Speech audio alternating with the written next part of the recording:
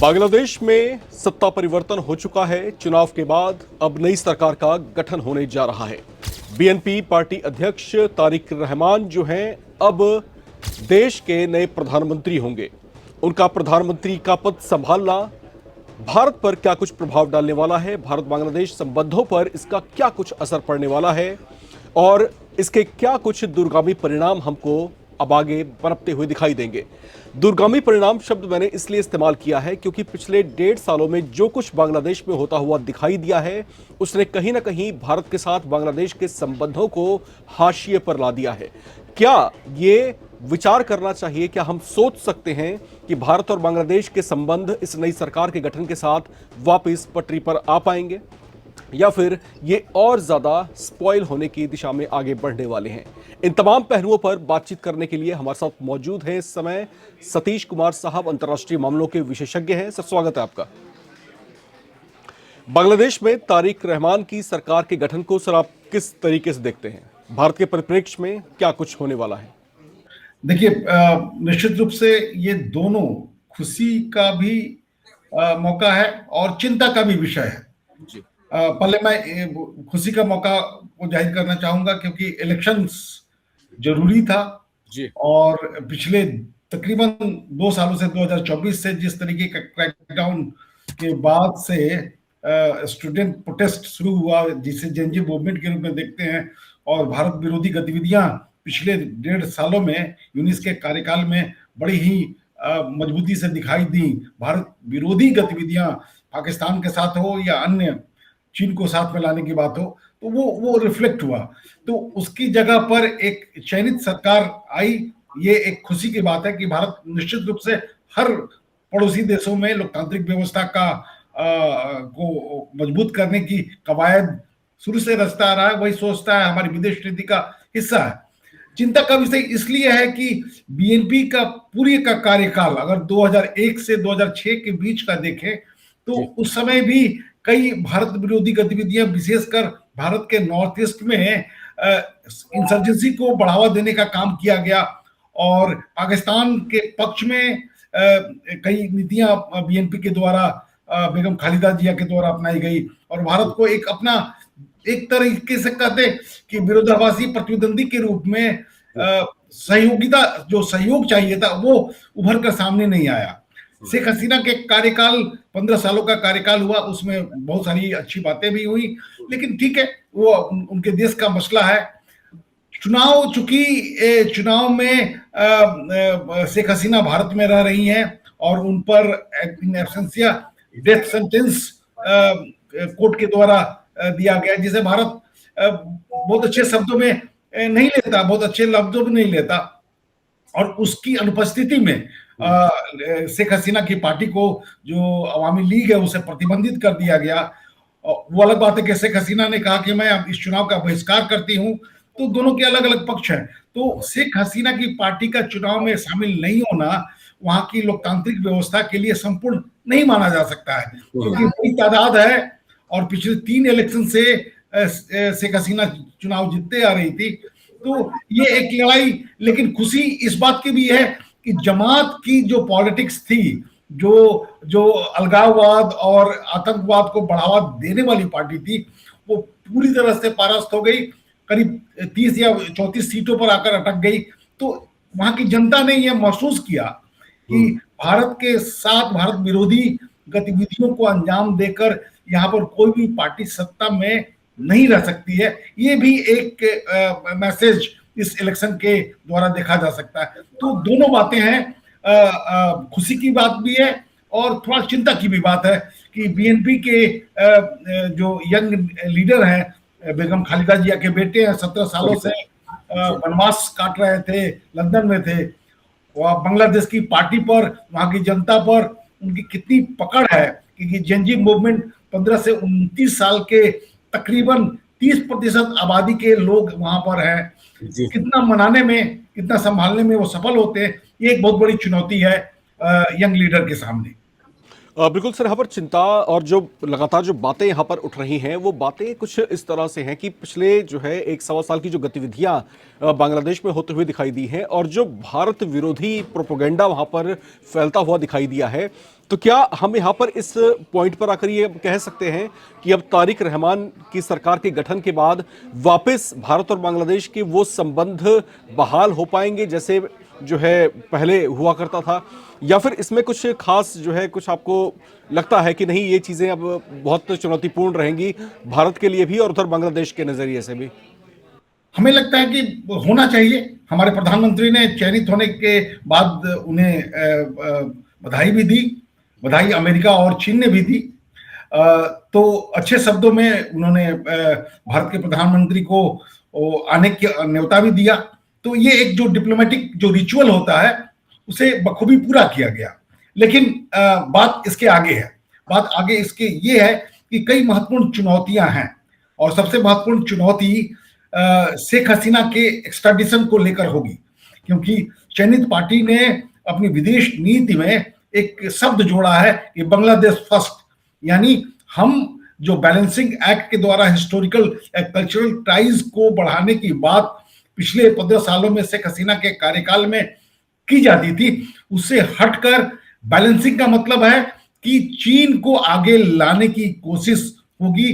Geopolitics में एक समीकरण जो बनता हुआ दिखाई दे रहा था, पाकिस्तान चाइना नेक्सस, वो अगर मजबूत होता है तो वो एक बहुत बड़ा चिंता का विषय हो सकता है भारत के लिए। इफ जी, अच्छा सर, एक छोटा सा कंपैरिजन यहाँ पर मैं थोड़ा सा करना चाहूंगा। जब तक शेख हसीना की सरकार रही बांग्लादेश में, उस समय तक वो जो है अमेरिका के साथ भी और चीन के साथ भी अपने रिलेशंस को बेहतर तरीके से मैनेज कर रही थी, उसको बैलेंस कर रही थी।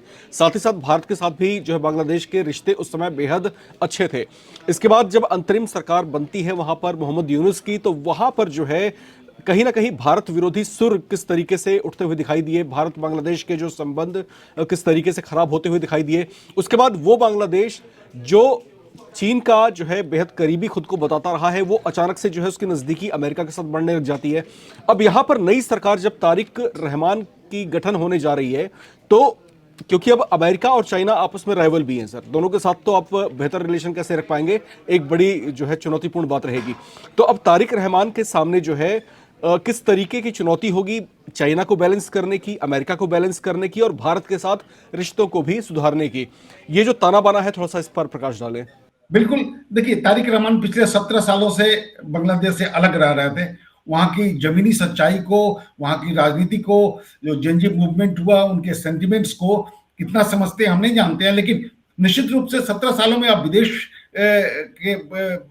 के आप रह रहे हैं तो बांग्लादेश की आर्थिक, राजनीतिक और सामाजिक समझ आपकी नहीं होगी, तो वो एक उनके लिए एक बड़ा रुकावट, बॉटलनेक होगा। लेकिन महत्वपूर्ण बात यह है कि भारत के बिना दक्षिण एशियाई देशों का, जिसे हम भारतीय उपमहाद्वीप कहते हैं, चाहे उसमें पाकिस्तान, बांग्लादेश, नेपाल सारे देश आते हैं, भारत के विरोध कर कर और बाहरी शक्तियों के ऊंट के पीठ पर बैठकर आर्थिक प्रगति और राजनीतिक स्थिरता कभी नहीं आ सकती है। ये तमाम देशों को समझना होगा। तो तारिक जितनी जल्दी इस बात को समझ जाते हैं तो शायद उनके लिए बेहतर होगा। अगर चाइना को लाकर या उसके बैलेंसिंग में अमेरिका को लाकर हस्तक्षेप को बढ़ाने की कोशिश करते हैं तो फिर आर्थिक अव्यवस्था भी पैदा होगी और जियोपॉलिटिकल कॉन्फ्लिक्ट भी क्रिएट होगा, क्योंकि भारत की सबसे लंबी सीमा बांग्लादेश के साथ मिलती है। हमारा नॉर्थ ईस्ट का जो पूरा प्रोजेक्ट है वो बांग्लादेश के समीकरण के साथ बड़ी तेजी से आगे बढ़ रहा था शेख हसीना के कार्यकाल में। हम वंदे भारत ट्रेन की शुरुआत 2026 में, जो पहला इंटरनेशनल रेलवे होगा जो बांग्लादेश से चिटगांव के बीच, ये ढाका के माध्यम से अगरतला और कोलकाता की जो दूरी रेल से 31 घंटों में पूरी की जाती है, वो 10 घंटों में हो जाएगी। तो कई ऐसे पॉजिटिव चीजें हैं और भारत तो हमेशा ओपन रहा है। देखिए विदेश नीति में, वर्ल्ड पॉलिटिक्स में जैसा आप सोचते हैं वैसा होता नहीं है।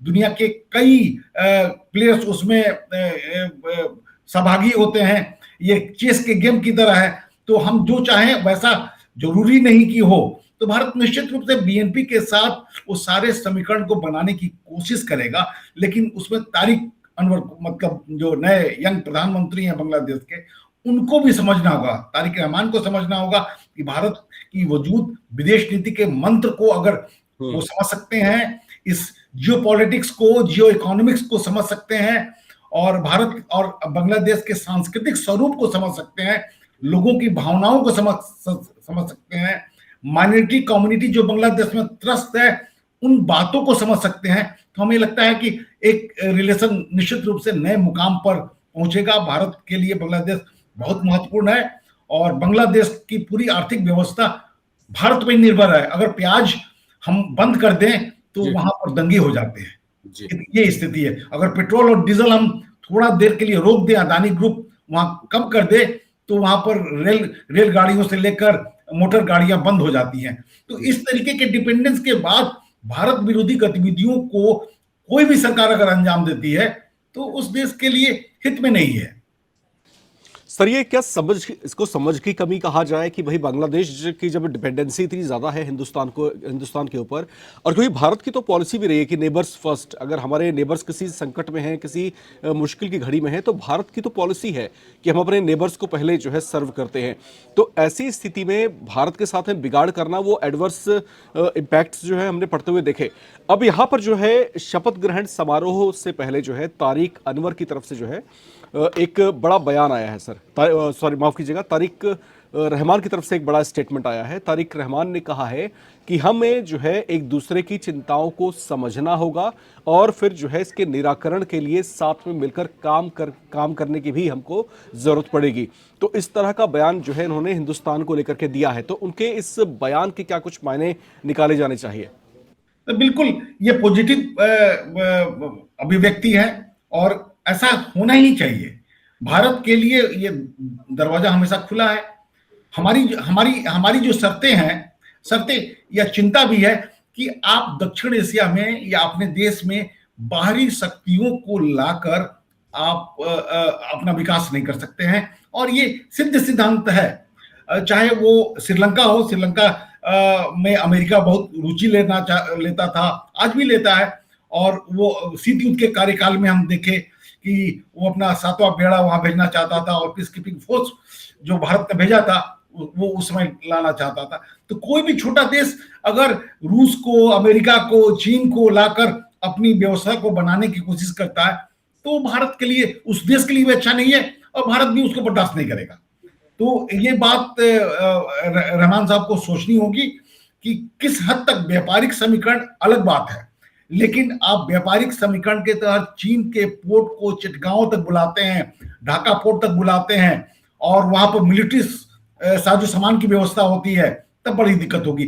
चिटगांव ये कराची और सी रूट के थ्रू पाकिस्तान और बांग्लादेश जुड़ गए हैं। अगर उसमें चीन की सहभागिता होती है और उसमें सैनिक पनडुब्बियां आकर वहां पर गोता लगाती हैं तो भारत चुप नहीं बैठेगा। तब ऐसी परिस्थितियों में भारत को फिर अपनी शक्ति का प्रदर्शन जो करना वो करेगा। तो ये इन बातों को सोचना होगा कि जियो पॉलिटिक्स से ज्यादा महत्वपूर्ण जियो इकोनॉमिक्स है। चीन की सहभागिता जियो इकोनॉमिक्स तक सीमित होनी चाहिए, वो लक्ष्मण रेखा पूरी तरह से खिंची होनी चाहिए और उस लक्ष्मण रेखा के खिंचे जाने के बाद ही हम भारत और बांग्लादेश को एक बेहतर मुकाम पर ले जाने में सक्षम हो सकते हैं। जी बिल्कुल, और तारिक रहमान के नेतृत्व में जो है बांग्लादेश में नई सरकार का गठन होने वाला है और वो जो है बांग्लादेश के एक बड़े राजनीतिक घराने से आते हैं, एक बड़े राजनीतिक परिवार से आते हैं और उनका अधिकतर समय जो है पिछले कुछ डिकेड्स में जो है बाहर गुजरा है और उनकी जो छवि है, उनकी छवि कुछ ऐसी है कि वो जो है उदारवादी सोच के नेता माने जाते हैं। अब जबकि वो बांग्लादेश के प्रधानमंत्री बनने जा रहे हैं, तो ऐसे में अब यहाँ पर बड़ी दिलचस्प बात यह हो गई है कि अब बांग्लादेश के साथ में पाकिस्तान के जो संबंध हैं वो क्या कुछ रहने वाले हैं। जिस तरीके से पाकिस्तान ने ये दिखाना शुरू कर दिया था, आपने शायद देखा ही होगा कि बांग्लादेश को जो है जब T20 वर्ल्ड कप से बाहर का रास्ता जब दिखाया गया तो पाकिस्तान ने कहा कि हम भी नहीं खेलेंगे। हालांकि बाद में उसने यू टर्न ले लिया, लेकिन कहीं ना कहीं ये बातें चर्चाओं में रही कि पाकिस्तान ये दिखाने की कोशिश कर रहा है कि बांग्लादेश के साथ में उसकी एकजुटता, उसका जो भाईचारा है बना रहे, बेशक से एक नई सरकार का गठन होने वाला है। तो क्या उसकी ये फिरकी काम करने वाली है सर? अब पाकिस्तान के साथ में बांग्लादेश के जो रिलेशंस हैं वो किस दिशा में जाते हुए दिखाई देंगे तारिक रहमान के नेतृत्व में? देखिए, पिछले 1.5 सालों में जो केयर टेकर गवर्नमेंट थी, उसने तो बड़ी हवा दी। उसने पाकिस्तान को नजदीक लाने की, आतंकी व्यवस्था को मजबूत करने की, जिहादी मुस्लिम ब्रदरहुड की बातें साधन को सामने लाने की और उनकी फंडिंग की व्यवस्था अमेरिका से करवाने की, वो तमाम भारत के विरोधी प्रयास नोबेल लॉरेट के द्वारा किया गया।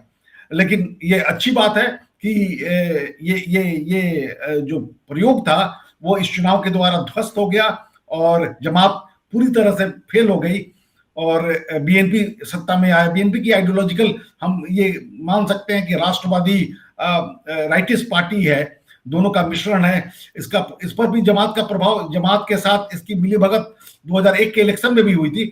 लेकिन आज की तारीख में अगर बीएनपी और जमात दोनों साथ में मिलते हैं तो नुकसान बीएनपी को ज्यादा होगा, आइडियोलॉजिकल नुकसान बीएनपी को ज्यादा होगा।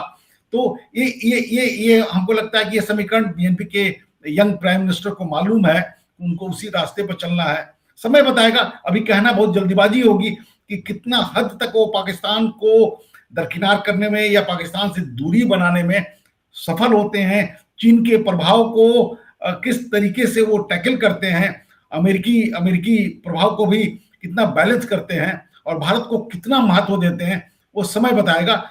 जियो पॉलिटिक्स और जियो इकोनॉमिक्स इतना आसान गेम नहीं है, लेकिन एक सच जो निरंतर सर्वकालीन सत्य है कि भारत के बिना किसी भी पड़ोसी देश का विकास, आर्थिक विकास और राजनीतिक स्थिरता नहीं आएगी। इस शर्त को, इस नियम को जो प्रधानमंत्री जितना जल्दी समझ ले, उस देश का उतना ही जल्दी कल्याण होगा। जी बिल्कुल। और पिछले 1 साल के भीतर जो है, जो तमाम गतिविधियां देखी गई हैं बांग्लादेश में और जिस तरह से एक नैरेटिव जो है गढ़ने की कोशिश की गई और भारत को जो है बांग्लादेश के भीतर जो है एक विलन के तौर से जो है प्रोजेक्ट करने की भी कोशिश की गई, तो इससे कहीं ना कहीं द्विपक्षीय संबंधों पर बहुत बुरे प्रभाव पड़े हैं। इस बात से नकारा नहीं जा सकता। अब तारिक रहमान के नेतृत्व में गठित होने वाली नई सरकार के सामने क्या कुछ सर चुनौतियां रहेंगी और इस डैमेज को अब किस तरीके से वो कंट्रोल करने वाले हैं? कि भारत के साथ में तो अब जो रिलेशंस जो हैं वापस अब ट्रैक पर लाने के लिए कुछ एफर्ट्स उनकी तरफ से होने चाहिए। अब वो किस तरह के एफर्ट्स वहां से बनते हुए दिखाई दे सकते हैं?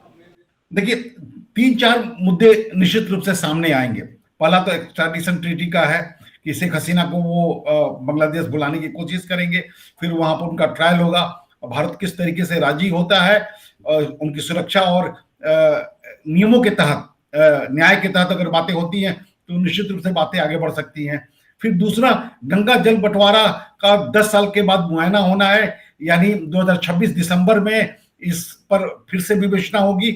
तिस्सा रिवर जो बांग्लादेश, भारत और बांग्लादेश के बीच में अटक गया था ममता बनर्जी के जिद के कारण से, उस पर अगर बांग्लादेश चीन को सामने लाकर तिस्सा नदी पर मैनेजमेंट की अगर छूट दे देता है तो एक चिंता का विषय होगा। फिर जियोपॉलिटिक्स के अन्य महकमे में अगर जिस तरीके का समीकरण पाकिस्तान और चीन के बीच में बन रहा है, अगर बांग्लादेश उस समीकरण में शामिल होता है, वो एक चिंता का विषय होगा। उस पर स्पष्ट रूप से बातें होनी चाहिए। एनर्जी को लेकर, एनर्जी सिक्योरिटी दोनों देशों के लिए महत्वपूर्ण है। 30% से ज्यादा इलेक्ट्रिसिटी भारत के द्वारा सप्लाई की जाती है, उसके कारण से बांग्लादेश में बिजली पहुंचती है। खाने के सामान की जरूरत की चीजें भारत से जाती हैं।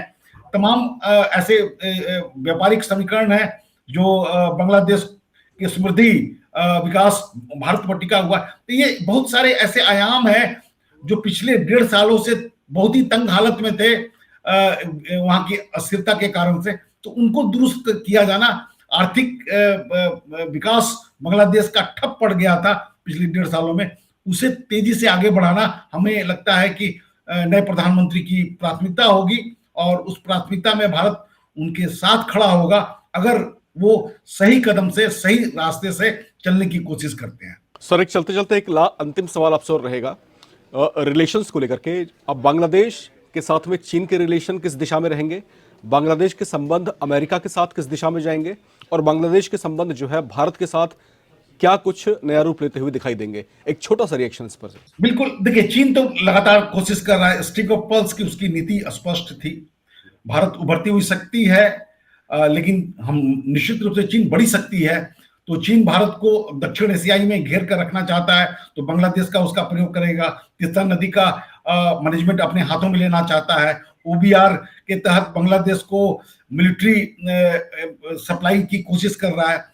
दूसरी तरफ अमेरिका भी एक बड़ी शक्ति है। अमेरिका चाहता है कि दक्षिण एशियाई देशों में उसकी पकड़ ढीली नहीं हो। अगर भारत को बैलेंस करना चाहता है या पाकिस्तान को भी सही रास्ते पर लाना चाहता है, तो बांग्लादेश उसमें एक बहुत ही महत्वपूर्ण पत्ते की तरह होगा, काट की तरह होगा। तो अमेरिका की नजर भी बांग्लादेश पर होगी। तो ऐसे, क्योंकि बांग्लादेश का ठिकाना जो है आप इंडियन ओशन में बहुत महत्वपूर्ण है, इसलिए उस तरीके से भी अमेरिका की नजर होगी। लेकिन तमाम दोनों देशों शक्तियों से ज्यादा भारत की सबसे लंबी सीमा हमारे बांग्लादेश के साथ है। जल बंटवारे को लेकर चीन, जो तिब्बत से पानी नदियां आती हैं वो नॉर्थ ईस्ट से होते हुए बांग्लादेश जाती हैं। तो इन तमाम तरह के ऐसे मुद्दे हैं जो इंटीग्रल भारत और बांग्लादेश से जुड़े हुए हैं, और इसकी अनुभूति और इसकी हमें लगता है समझ दोनों देशों के लोगों को है। अगर तारिक साहब को अगर ये बातें हमें लगता है कि भली बात समझ में आ जाए, तो संबंध निश्चित रूप से बेहतर होगा, और एक जो गड्ढे खुद गए थे 1.5 सालों में, उसे भरने की कोशिश दोनों देशों के द्वारा होनी चाहिए। सत्ता में कोई भी पार्टी आए उससे मतलब नहीं होता है। राष्ट्रीय हित उनका भी महत्वपूर्ण है, राष्ट्रीय हित हमारा भी महत्वपूर्ण है, लेकिन उससे भी बड़ा कि इस क्षेत्र का विकास हमारी फर्स्ट नेबरहुड पॉलिसी के तहत अपने अपने जिसे हम दक्षिण एशियाई देश कहते हैं, भारतीय उपमहाद्वीप कहते हैं, उसका विकास होना बहुत जरूरी है। उसी के आधार पर भारत की छवि भी अंतर्राष्ट्रीय छवि की और नई ऊंचाइयों पर जाएगी। बिल्कुल। और बीएनपी की नई सरकार का गठन बांग्लादेश में होने जा रहा है। तारिक रहमान बांग्लादेश के नए प्रधानमंत्री होंगे। इनकी सोच को जो है उदारवादी सोच कहा जाता है, और ऐसा माना जा रहा है कि बांग्लादेश में भारत के साथ जो संबंधों की टूट फूट हुई है उसकी मरम्मत की दिशा में अब ये काम करना शुरू करेंगे, क्योंकि इस बात से नकारा नहीं जा सकता, क्योंकि बांग्लादेश बहुत हद तक बहुत सारी चीज़ों के लिए भारत पर निर्भर रहा है। उसकी ये निर्भरता आगे भी अगर कायम रखनी है तो भारत के साथ संबंधों की मजबूती यहाँ पर बेहद आवश्यक होगी। दूसरी महत्वपूर्ण बात यह कि तारिक रहमान का झुकाव जो है अब आगे चीन या अमेरिका किस ओर रहने वाला है, ये भी लगातार चर्चाओं में बना हुआ है। और सतीश कुमार साहब जो अंतर्राष्ट्रीय मामलों के विशेषज्ञ हैं, वो लगातार इन तमाम पहलुओं पर इन तमाम अपना जो है दृष्टिकोण आप सबके सामने पेश कर रहे थे। आपका क्या कुछ कहना है वो भी लिख करके आप कमेंट बॉक्स में जरूर शेयर कर सकते हैं। सर, आप हमारे साथ जुड़े, आपका बहुत बहुत शुक्रिया, और देखते रहें नवभारत टाइम्स।